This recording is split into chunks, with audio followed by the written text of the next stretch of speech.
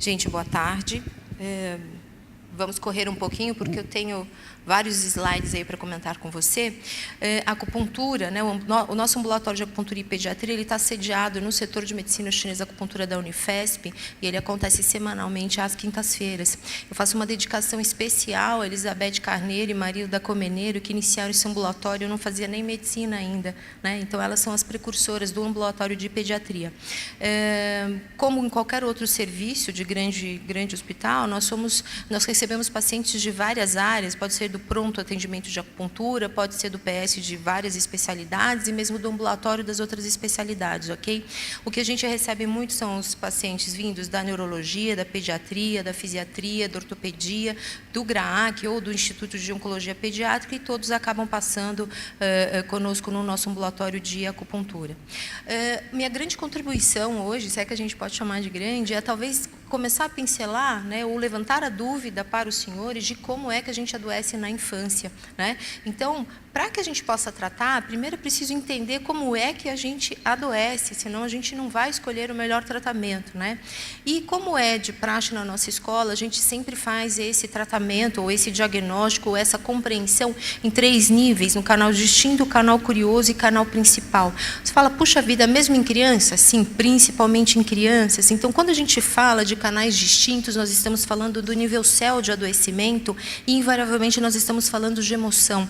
Emoção, nós damos extrema importância para as experiências que essa criança viveu na vida intrauterina dela, justamente porque este bebê, uma vez formado, né, essência masculina, essência feminina, se forma o Jinshen, ou a nossa quinta essência energética, nós estamos sujeitos às emoções maternas. Então, para nós, na nossa escola, é um grande e poderoso fator de adoecimento. Então, se mãe não está bem, se a gestante não está bem, o bebê também pode estar sujeito às emoções da mãe. Então, existe uma premissa básica que ensinamos para os nossos alunos, é que o que a mãe vivencia e o sentido dado ao fato, nós falamos durante o congresso todo sobre o sentido dado ao fato, que ao reprimir a emoção, repercute no bebê intrauterino, no recém-nascido, na criança, no adolescente e no adulto. Então, para nós, o fator emocional, ele é muito importante. Então, quando a gestante vivencia emoções do tipo medo, insegurança, uma rejeição, uma gravidez não desejada, não programada, uma expectativa em relação ao sexo do bebê que pode ser diferente, né?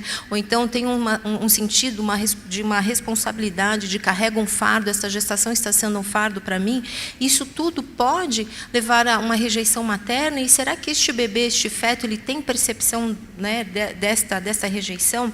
Como é que será que ele se sente, né? O que fica registrado na memória deste bebê? Então, um exemplo muito prático, muito bobo até, né, muito simples, mas quando nós temos uma expectativa em relação ao sexo do bebê. Por exemplo, eu desejo que o meu primeiro filho nasça menino, mas ele é uma menina lá dentro, né? Então, o que será, né, quais serão essas consequências futuras, tanto fisiológicas, comportamentais, né, e até na expressão apesar do genótipo ser XX, né, qual será o fenótipo que essa criança vai apresentar. Da mesma forma, podemos aí desejar uma menina e ter um menino, né, o sexo genético masculino, e com as suas devidas consequências. Então, toda vez que temos uma rejeição materna, isso pode levar à dor emocional no bebê intrauterino. Isso foi documentado, né, por Eisenberg e colaboradores, num estudo feito em 2002, se eu não me engano, 2002 e 2003. E a dor pode levar ao bebê intrauterino ter uma reação de revolta, desencadeando doenças do tipo Yang, inclusive na formação dos órgãos, né, do Zhang Fu, no período intrauterino, ou levar a reações do tipo impotência e medo, causando doenças do tipo Yin, ok? Então, essa foi uma pincelada em relação aos canais distintos ou às emoções. Em relação aos canais curiosos, né, a minha intenção aqui não é discorrer sobre cada um deles de maneira alguma, mas a gente decodifica, né, a gente presta bastante atenção ao sintoma-chave dos canais curiosos. Então, o que mais a gente acaba vendo nas crianças, no nosso ambulatório, é, por exemplo, a afecção do Yanqiao, a gente vê bastante, né? O professor Issal falou durante o congresso todo que o papel do Yanqiao é carrear a água orgânica dentro do Shenrins para o encéfalo, né? Ou seja, ele ascende carregando a água orgânica, e para o sistema musculoesquelético. O dia a dia no nosso ambulatório, né, é receber crianças com queixas de dor, como a doutora falou, né, e bastante queixas álgicas do sistema musculoesquelético. Então, chegou com queixa de dor musculoesquelética, junto com sono não reparador, que é cada vez mais frequente em crianças, a gente acaba fazendo, entendendo que o Yang-Kiao está cometido e fazendo bexiga 62, tá? Esse sentido dado pelo Shen-Qi, pela nossa mente, as emoções quero fazer, não posso, não quero fazer, mas tenho de, que foi dado ao longo do congresso, né, são as emoções da mãe. Ok? As emoções da mãe que repercutem na criança. Um outro canal curioso que a gente vê bastante acometido é o do Mai. O do Mai ele também carrega a água orgânica, né, do Shen Rins e o Jing, né, para toda a coluna vertebral indo para o encéfalo. Então, toda criança é meio agitada, né? Por quê? Por deficiência do Shen Rins, né? Essa deficiência até um pouco que fisiológica, né? Até porque o nosso Jing, o Jing que nós damos, né, para os nossos filhos, aí também não é dos melhores. Por quê? Porque a gente também não tem a melhor energia. Então a gente sempre tratar a deficiência do rim nessas crianças, né? Mas enfim, quando tem rigidez de coluna vertebral ou qualquer dor de coluna vertebral ou qualquer patologia do sistema nervoso central, a gente também faz o ID3, tá? Pensando no DUMAI. Outro muito frequente, que a gente recebe bastante pacientes da reumato ou da ortopedia, né? São as poliartralgias causadas pelo DAIMAI, tá? O DAIMAI, ele, além da poliartralgia, dor irradiada para membros inferiores, lombalgia de cintura, mas em criança a gente vê bastante quadros álgicos articulares, tá? Poliartralgia. Tem de me aguentar a raiva, a revolta, a raiva contida, quero fazer e não posso, isso tudo é emoção da mãe, ok? Que reverbera na criança. Também temos o canal curioso Yang Wei, que a gente tem visto bastante, porque a característica do Yang Wei é justamente a hipertermia, ou seja, todo o sistema fica mais yang, tá? Então acaba causando dor do sistema musculoesquelético e hipertermia também. E aí chegamos aos meridianos principais, no qual nós fazemos também, né, a nossa anamnese pautada nos 5 movimentos, né? Verificamos quais são as repercussões, o que essa criança já teve, né, de história, de adoecimento em relação ao movimento água, madeira, fogo, terra e metal, tá? Lembrando que a deficiência do Shen, então, ela sempre existe, porque nós não somos não damos o melhor de nós, a melhor energia, né, quando doamos a nossa energia para os nossos filhos. Lembrando que o Shen também ele carrega, né, ele armazena o Jing Shen, e que é o que vai dar, ou que deu, né, a parte imaterial, o esboço de formação para todos os 5 Zang. Então, se na gravidez a mãe já tinha uma deficiência do GAN, por exemplo, ela invariavelmente, essa criança ela vai ter deficiência da energia do GAN, ou do rim, ou do Fei, ou do Xin. Então, o ideal é que vocês que são acupunturistas de adultos tratem essa mulher e este pai antes dela engravidar. E acompanhem também durante a gestação. Esse seria o melhor de todos, porque depois que a criança nasceu no Jing ancestral, a gente não consegue mexer. Tá? Então, no caso do Shen, a gente realmente nasce com essa imaturidade, ela é fisiológica, agravada ou não, por exemplo, de mãe que trabalha muito. Vejam aqui essa penugem, essa cor escura, que é bem característico, né, da deficiência do Shen Rins. Né? A questão do cabelo, o bebê que nasce sem cabelo, vocês sabem que o Shen Rins também determina a nossa longevidade ou a nossa brevidade. Quanto melhor você tiver energia do rim, mais você vai durar, fora os fatores de adoecimento. Então, para vocês verem aqui é uma criança, um bebê de 3 anos, e aqui é uma pessoa já de 60 anos, 70 anos, ok? Então, vejam que os opostos são de deficiência do Shen Rins mesmo, e quando a energia do rim vai embora, a gente vai embora também, tá? Então, bebê que nasce muito careca, pouco cabelo, a mãe fala que demora muito para nascer o cabelo, vamos ficar de olho, vamos tonificar bastante esse rim, tá? Em determinado momento, a gente começa a fazer o que? Introdução de alimentos, né? Então, o rim começa a sofrer, ele começa a dar sinais de que está pronto, né, para receber outro alimento que não o materno. A gente começa a ver a baba, né, que é a salivação excessiva, e vejam como o baço pâncreas está sofrendo, né? Ele está assim com energia ali estrangulada para receber outros alimentos, e que o narizinho, a ponta do nariz acaba ficando meio amareladinha. Tá? Então, isso é o sinal característico que o PIL está começando a sofrer. Tá? O rim também toma conta das orelhas, então examinem sempre a orelha da criança. Essa é uma orelha mais gordinha, que num primeiro momento a gente fala está bem formada, mas é uma orelha com umidade e calor, isso congênito, dentro da vida intrauterina, ok? Nós também utilizamos, é só para eu lembrar para falar para vocês, nós também utilizamos bastante aurículo em criança, então elas se submetem a sessões de acupuntura, elas são agulhadas e vão embora para casa com aurículo, tá? O GAN também, ele é... o Sidney vai falar que ele está adoecido porque ele é São Paulino, mas não é, tá, Sidney? Que esse é o fator de adoecimento dele, mas não é. O GAN ele está sempre muito atacado nas crianças, né? Até porque eles são deficientes da energia do rim, então o GAN, a energia do GAN acende, especialmente do GAN Yang. Este menino tinha asma, tinha um comportamento super agressivo, bateu em todo mundo já apanhou lá deste rapaz lá no nosso ambulatório. Então, uma das coisas que a gente faz também é acalmar o GAN, e o F3, vocês sabem, é um ponto muito bom, né, para acalmar a energia do fígado. Só que tratar a energia do fígado sem tratar a energia do rim, isso não adianta na nossa concepção, ok? Vejam também, né, um sinal propedêutico que é o halo esverdeado perioral de acometimento do GAN, e aí acaba... pode ser que haja um pouquinho de hiperemia, aqui um pouquinho de vermelhidão na área do coração e na área do pulmão, ok? Essas fotos são para vocês perceberem que a criança aceita super bem tanto agulha quanto moxa, né? Essa é uma foto bem antiga da Beth Carneiro, que ela fez o protocolo de asma dela. Eles aceitam muito bem tanto agulha quanto moxa. Mas vejam, né? Aqui, né, a coloração aqui do estômago, do baço pâncreas, aqui a ruga nasogeniana, com acometimento do PI, tá? Então, são pacientes que muitas crianças têm essa queixa de cefaleias vinda do GAN mesmo, né? São crianças que chegam com essa carinha meio esquisita, meio desconfiada, logo no primeiro atendimento. Realmente há de se ter uma negociação, né, do número de agulhas, da colocação de agulhas.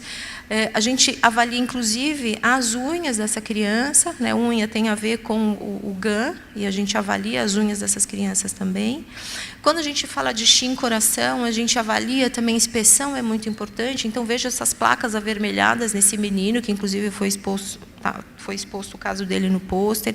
Vejam a importância do exame da língua, essa língua quase que escrotal, com uma deficiência importante do Shenrins, uma língua com a ponta avermelhada, né, mas um pouco pálida também.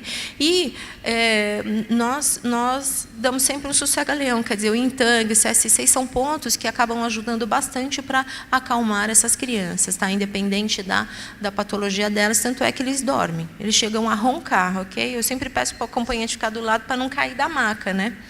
Porque às vezes eles se viram, tá? Então, quando a gente fala de Shin coração, a gente lembra, né, da língua, que é a expressão de todos os Zhang Fu aqui.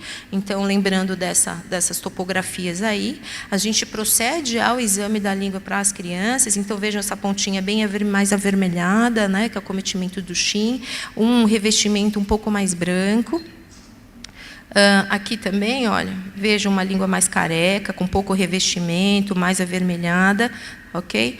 Aqui também uma língua grande, o flash bateu bem em cima, mas é uma língua grande com marcas de dentes. Aqui também, olha, com várias petequias, né, bem avermelhadinhas, ponta bem avermelhadinha, ok? E essa é aquela língua escrotal com bastante deficiência de energia do rim, ok? Nós temos também algumas patologias pouco usuais. Essa é uma menina que tem artrogripose, né? Mas vejam que ela tem também um acometimento do PI, né? A gente consegue perceber pela ruga nasogeniana aqui, por essas olheiras aqui, e que a artrogripose, na verdade, é uma deficiência importante da parte muscular. E vejam que ela não tem quase realmente músculo nenhum. A parte carnosa do músculo, ela inexiste, ok?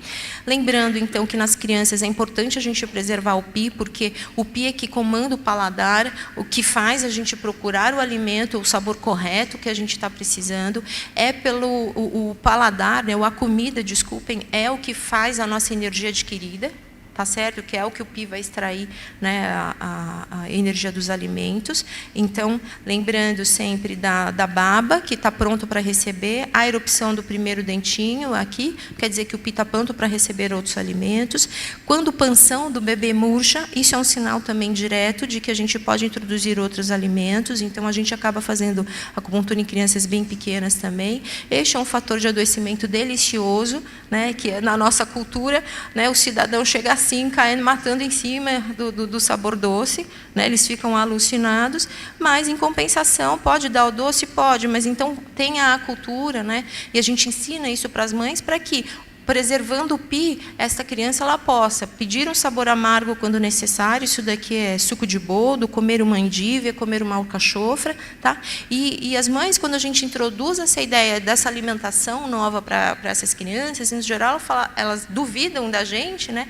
E a gente explica para as mães que as crianças elas não comem porque elas não têm isso em casa, né? Porque instintivamente o Pi delas estando bom, elas vão pegar aquele alimento que contém o que ela precisa, seja o sabor amargo, o sabor picante, seja o rabanete, seja a couve, ok? Então, por exemplo, nesse quadro, meu filho estava até um pouco doentinho, meio resfriadinho, então ele pediu o quê? Palmito. Palmito tem a cor branca, tá bom, gente? De vez em quando ele pega, né, da coelha dele, a folha de couve e come, né? Isso ele vai na geladeira, vai lá e come, porque algum sabor ele está precisando. Então, gente, para a criança não adoecer, preservar sempre o baço pâncreas, ok? O ginga inato, o ginga ancestral, o que vocês tinham que dar, já deu. O importante é preservar. Preserva como? Respirando e se alimentando, ok?